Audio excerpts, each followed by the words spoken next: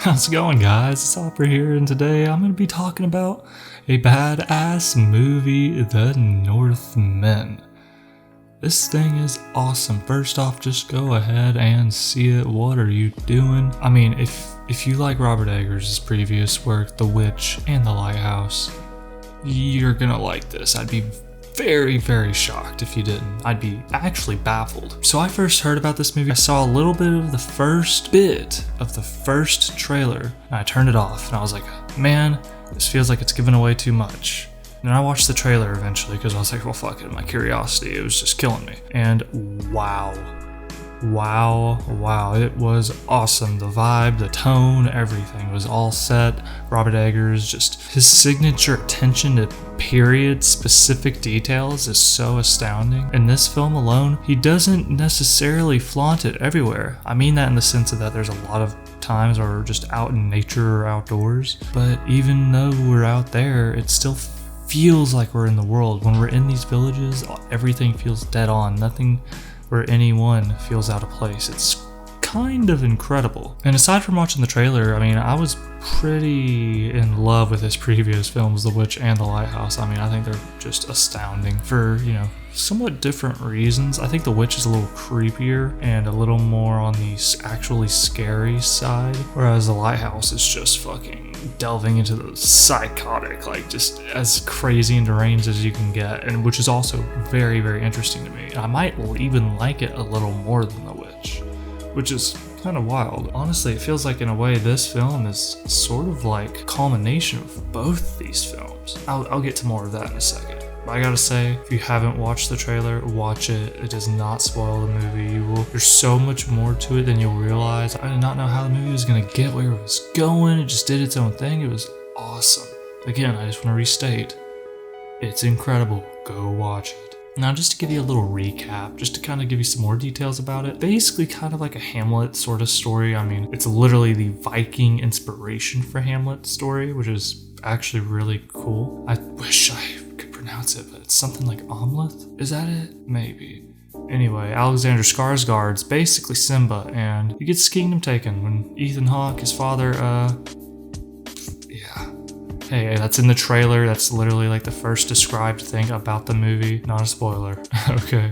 But speaking of Ethan Hawke and Skarsgård, this cast is fucking stacked. It's crazy. We got Skarsgård, Anya Taylor-Joy, Willem Dafoe, Ethan Hawke, Nicole Kidman, Clive Bang. And I think there's plenty more. Bjork's in there, I mean, for just fun. I mean, there's just people everywhere. The only other thing is the movie's about 2 hours, 20 minutes, so it's a good length without going into Lord of the Rings territory or anything like that. Now, again, I can't really say any more details or I actually will start to spoil it, but goodness, this is incredible. Now, let me just get to go ahead and tell you what is bad about it, if there's really anything, because honestly, I can't really think of anything that's straight up bad. I mean, that just sounds blasphemous. But if I really, really had to search deep within my heart, find anything I can nitpick or just squeeze out of it. Maybe some characters feel a little underutilized or just not as fleshed out as I wish they were. And maybe for some people, now this doesn't bother me at all, but for some people this isn't as grand scale or action packed as you may think. It definitely has got its downtime. I mean, I wouldn't say the downtime is necessarily just relaxed. It's actually pretty intense. But there's not gonna be a whole lot of sword fighting and battles all throughout, so don't go in expecting that. I mean, I kind of went in knowing it was Robert Eggers and that he wouldn't just make a typical action epic anyway, so I wasn't too surprised by that. Now, onto the good, which is basically the whole movie, but in specifics, the cinematography, the sets, the costumes, the details, the dialogue, and it's also his most understandable dialogue. I didn't really need subtitles.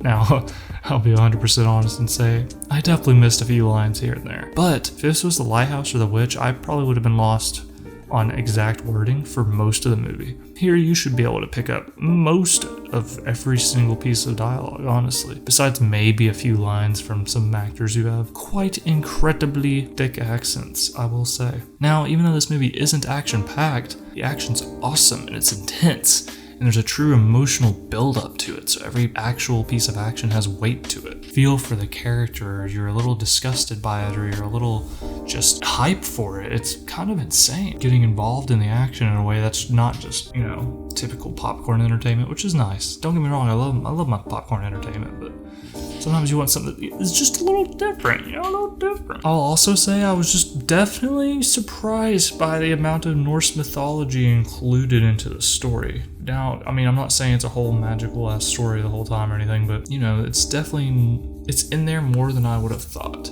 But of course, it is grounded. It's Robert Eggers, so if you know how he is with the witch in the lighthouse, kind of expect that level, maybe even further. I don't know, it's really weird. You'll just have to watch. I can't say anything more. And another thing, when there's gore and there's just actual true violence, it is intense. Goes kind of along with the action, I guess, but goodness, sometimes it doesn't have to be necessarily an action scene for the violence to just be so cruel and intense and raw. Honestly, I was surprised at how emotional it was. I mean, I got just a little bit choked up, just a tiny bit. I like it though, because he still never makes it cheesy, because it's these guys are brutal. These characters, everyone here is quite rough and tough. So if he would have made any of the scenes too overly emotional in that exact way, I would have been like, all right. But no, he plays with all of the tones and the moods of the characters specifically really well. Yeah, and that about does it. I mean, this movie's awesome. Seriously, go out to the theater and watch it. You'll want to watch it in a theater. It's meant to be watched on the big screen. Trust me. That does it for me, guys. I hope y'all enjoyed, and I hope you go out and hope you enjoy this movie. Tell me what you think in the comments below. If you liked it, if you didn't, what you didn't like, what you did like. Any other things you want to talk about, please leave them there. Leave a like if you enjoyed. Subscribe for more content like this. It really helps out, and I'll see you all in the next video. Peace.